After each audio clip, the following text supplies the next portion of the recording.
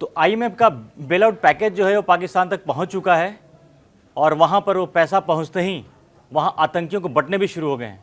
आज जो वहां से खबर आई है बहुत ही चौंकाने वाली खबर कही है। खैर चौंकाने वाली तो पता नहीं, हमें लगता है, लेकिन उनके लिए बिल्कुल ही नॉर्मल है कि 14 करोड़ रुपए मसूद अजहर, जो कि जैसे मोहम्मद का सरगना है, आतंकवादी संगठन, इतना बड़ा आतंकवादी संगठन है, उसके सरगना में 14 परिवार के 14 लोग मारे गए थे संजय जी। आज पाकिस्तान सरकार 14 करोड़ देने का फैसला किया, वो मिलेगा, बताइए। और यहाँ इंडिया में क्या हो रहा है कि इंडिया में यहाँ पर जो इस ऑपरेशन जो सिंदूर के उसको थमने के बाद जो पहली कैबिनेट की बैठक होती है, यहाँ पर जो डिसाइड होता है कि अब सेमीकंडक्टर के लिए एक नई यूनिट बनेगी जहाँ पर 2000 लोगों को वहाँ पर उनको रोजगार मिलेगा। ये है भारत का फैसला। और पाकिस्तान का फैसला है कि आतंकियों को अनुदान देंगे, उनको पैसा देंगे। और खबर ये भी आ रही है कि आईएमएफ का पैसा पहुँचना वहाँ शुरू भी है, पाकिस्तान में शुरू भी हो गया है।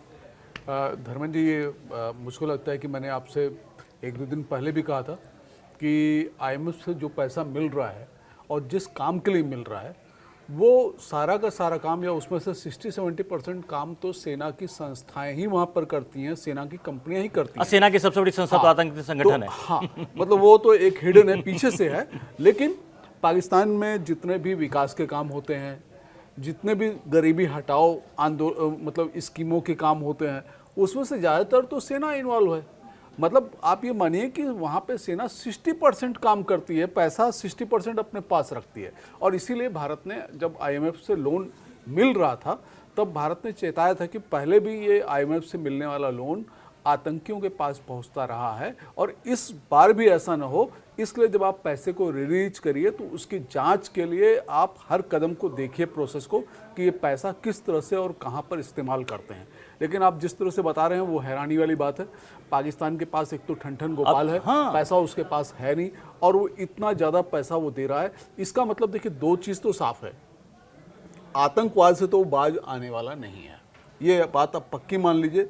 और दूसरा, इसके जरिए पाकिस्तान के जो कठमुल्ला हैं उनको भी खुश करने की कोशिश हो रही है। हाँ, इससे जुड़ी और एक खबर बताते हैं कि वहाँ जो पाकिस्तान के जो आर्मी ऑफिसर्स हैं, मुनीर के बारे में भी बात आ रही है कि जो आतंकी मरे हैं, भारत के हमले में जो आतंकी मारे गए हैं, उनके घरों में जा रहे हैं, उनके परिवार से मिल रहे हैं, उन्हें दिलासा दिला रहे हैं। तो खेली गजब का है। अगर खबर ये आती वहाँ से कि वहाँ जो पाकिस्तान के एयरबेस के ठिकाने वहाँ पर बर्बाद भारत ने किए हैं, अगर उसकी मरम्मत को लेकर खबर भी आती तो मुझे लगता है कि बड़ा ही नॉर्मल है। लेकिन जो सबसे पहला काम किया है उन्होंने, आतंकियों को अनुदान देने की, उनको दोबारा खड़ा करने की जो कोशिश कर रहा पाकिस्तान, ये कम से कम भारत के लिए हैरानी की बात नहीं है। लेकिन इस पे सबसे बड़ा सवाल यही उठता है कि इंडियन मॉनेटरी फंड क्या, इंटरनेशनल मॉनेटरी फंड क्या इंटरनेशनल मिलिटेंसी फंड बन गया है क्या? जिस तरह के जो आ रहे हैं, पता था आईएमएफ को, पता था अमेरिका को, पता था। अब मेरा सवाल इसमें यह है, हम इस चीज़ को जानने की कोशिश करें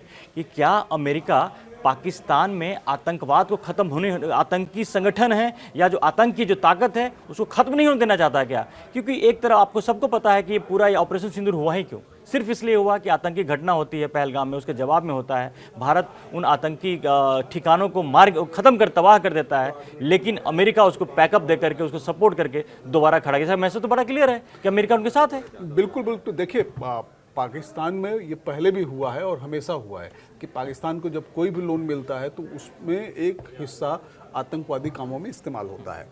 और हिस्सा नहीं, बड़ा हिस्सा बोलिए। अब जिस तरह के बड़ा हिस्सा, बिल्कुल मान लीजिए बड़ा हिस्सा है। और इसीलिए आईएमएफ, पाकिस्तान डिफाल्टर है, वो लोन की अदायगी ढंग से कर नहीं पाता है, वो लोन पे लोन लिए जा रहा है। तब भी आईएमएफ जैसी संस्थाओं के भी अपने कुछ नियम कायदे कानून होते हैं। अगर कोई ऐसा देश जो कि डिफाल्टर है, उसको आप कैसे बार बार लोन दे सकते हो? कई बार आईएमएफ से वो लोन ले चुका है। तो इसमें अगर आप लोन दे भी रहे हो तो उस लोन से जो भी काम हो रहा है उसके लिए आप अपनी खुद की एक बॉडी तय करो जो पाकिस्तान में बैठे और खुद पैसे को अपने कंट्रोल में करके उस लोन का कैसे कैसे डिस्पर्सन होना है, कहाँ होना है, क्या काम होने हैं, वो पूरा देखे। ये तो गलत काम है कि एक देश पूरी दुनिया में इंटरनेशनल टेररिज्म स्टेट कहलाता है और वहाँ पे आशंकाएं भी पहले भी जाहिर हो चुकी हैं और ये हो भी चुका है कि वहाँ पे जो पैसा आता है वो आतंकवाद को पालने पोसने में लगता है और आप फिर से उस पैसे को, इस बार तो खुला खेल है। देखिए, पहले ये बातें हम भी सुनते थे तो लगता था कि दबी जुबान से, या इस बार तो खुल्लम खिला है कि जिस वजह से लड़ाई हुई भारत पाकिस्तान के बीच में, जिस आतंक के वजह से लड़ाई हुई, उस आतंक को नकारते हुए अमेरिका बीच में आता है, उस लड़ाई को खत्म करने के लिए भी बीच में मध्यस्थता की बात करते हैं, जबकि भारत ने नकार दिया इस बात को। भारत का खुद का फैसला है। लेकिन एक बात तो बड़ा क्लियर हो गया कि हमें लगता है कि जिन लोगों को ये लग रहा होगा कि बीच में भारत ने लड़ाई क्यों खत्म कर दी, तो इसके पीछे का वजह समझ लीजिए।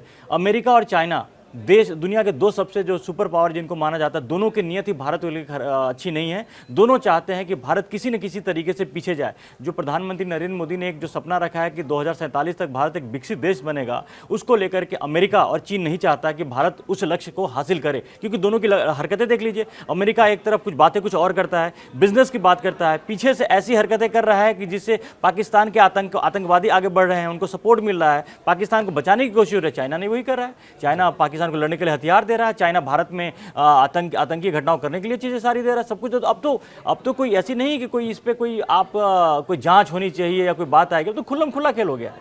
बिल्कुल बिल्कुल हो गया। देखिए, ये बात तो एकदम पक्की है कि भारत जिस तरह से बढ़ रहा है, दुनिया की 5 सबसे बड़ी आर्थिक ताकतों में है, तो जिस तरह से बढ़ रहा है उस तरह से तो यह है कि नया वर्ल्ड ऑर्डर होगा, और नए वर्ल्ड ऑर्डर में भारत की स्थिति मजबूत होगी। ये हर कोई कह रहा है कि 10 साल बाद भारत दुनिया भर के 2 अगवा देशों में होगा, एक चाइना होगा और एक भारत होगा।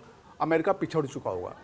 इसलिए देखिए, बहुत ढेर सारी पॉलिटिकल गतिविधियां चलती रहती हैं, पॉलिटिकल कॉन्स्पिरेसी होती रहती है, और उस कॉन्स्पिरेसी में किसी भी एक ऐसे देश को जो बहुत मजबूती से आगे बढ़ रहा हो, उसको रोकने की सारी कोशिश की जाती है।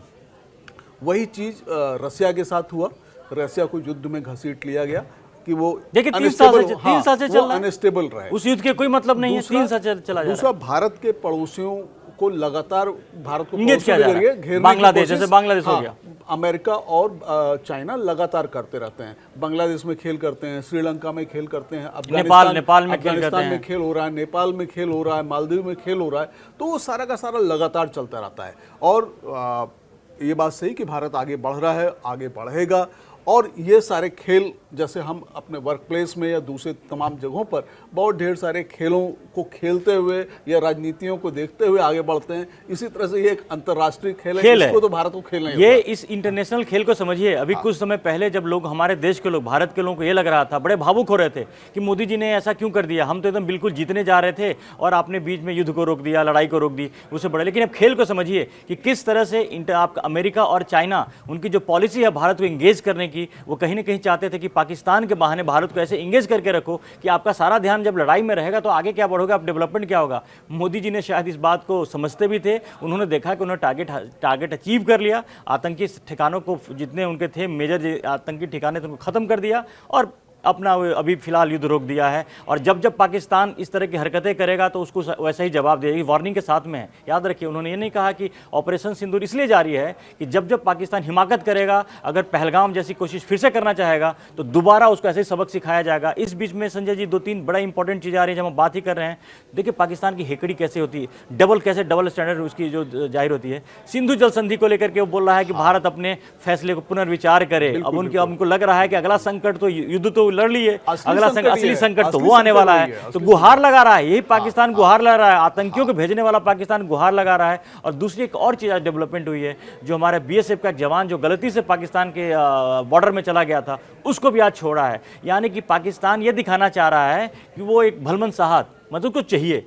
आज कुछ घंटे पहले बीएसएफ के जवान को छोड़ा गया, एक जेस्चर दिखाया गया, और अभी गुहार लगा रहा है कि भैया सिंधी जल, उसको उस पर पुनर्विचार करो। ये देखिए पाकिस्तान का, ये थोड़ा सा अपना मतलब है तो रंग बदलने वाला हाल है। यही कि मतलब निकल जाएगा तो रंग फिर कुछ और हो जाएगा। और भारत को निश्चित रूप से सिंधु जल संधि को फिर से पूरा का पूरा उसको संधि करना चाहिए। संधि तो देखिए करनी पड़ेगी और मानवता के नाते भी करनी चाहिए, लेकिन उसमें अपर हैंड अपना रखना चाहिए। वहाँ पर प्रोजेक्ट्स उसको अपने बनाने चाहिए और उसमें ऐसे प्रावधान शामिल करने चाहिए कि आतंकवाद अब पाकिस्तान में नहीं होगा जो भारत को प्रभावित करे, दूसरी ऐसी गतिविधियां नहीं होंगी जो भारत के लिए मुश्किल बने। वो सारे प्रावधान उस जल संधि में इनको रखना चाहिए। तो वही है ना कि एक तरफ कहता है कि जो सिंधु जल संधि है उसको आप उस पर पुनर्विचार कीजिए, दूसरी तरफ आतंकियों को फिर से तैयार कर रहा पाकिस्तान, टाइम बाय कर रहा है, क्योंकि उसको पता है कि जितना नुकसान भारत ने आतंकी ठिकानों को पहुंचाया है, आतंकियों को पहुंचाया है, उसको दोबारा खड़ा होने में टाइम लगेगा। तब तक वो भीख मांग रहा है, भारत से भीख मांग रहा है कि हमें यहाँ बचा लो, हमें वहाँ बचा लो। और जो अमेरिका और चीन का जो खेल जो चल रहा है, जो खतरनाक खेल चल रहा है, इससे भी भारत को सावधान रहने की जरूरत है। और भारत सावधान है भी, ऐसा नहीं है कि वो सावधान नहीं है, लेकिन ये जो पूरा जिस तरह का खेल बड़ा इंटरेस्टिंग हो चुका है, वर्ल्ड ऑर्डर जो चेंज हो रहा है और तमाम जो चीज़ें हो रही हैं, ऑपरेशन सिंदूर के बाद एक तस्वीर बहुत हद तक साफ हुई है। उसमें अमेरिका का डबल गेम भी सामने आ गया है। चाइना तो लगातार भारत के खिलाफ डबल गेम खेल ही रहा था, पाकिस्तान तो पूरी तरह से एक्सपोज हो ही चुका है। धर्मेंद्र देखिए, इसमें एक चीज़ जो है पाकिस्तान को लेकर के, पाकिस्तान से हमारा जो संघर्ष हुआ और जिस तरह से हमले और हमलों का जवाब दिया गया, इसमें बहुत ढेर सारे देशों ने बहुत ढेर सारे खेल खेले हैं जो भारत के खिलाफ ज़्यादा रहे हैं। तो भारत को अब ये देखना होगा और समझना होगा, समझ में तो आता ही है, तो भारत को भी समझना होगा कि कौन हमारे साथ है, कौन हमारे साथ नहीं है, और उनके साथ उसी तरह से उसको नीति बनानी होगी या आगे चलना पड़ेगा। इस बात का ऐलान कुछ समय पहले ही हमारे जो फॉरेन मिनिस्टर हैं, विदेश मंत्री जयशंकर ने क्लियर कर दिया था। यूरोपियन यूनियन के बारे में बोला था कि हमें अगर आपको साथ देना है तो हमें साथ दीजिए, हमें ज्ञान नहीं चाहिए। और शायद भारत इस वास्तविकता को समझ भी रहा है और भारत ने समझ लिया है कि कौन उसका दुश्मन है, कौन उसका दोस्त है, और अपने इंटरेस्ट के साथ जो भारत के लिए आगे जिस तरह से बढ़ना है उस तरह के फैसले लेगा। तो ये बहुत ही दिलचस्प ये जो चीज़ें चल रही हैं, वर्ल्ड ऑर्डर के लेकर तमाम जो घटनाएं चल रही, डेवलपमेंट चल रहा है, उन सब पर हमारी नज़र बनी हुई है। फिलहाल के लिए धन्यवाद। धन्यवाद।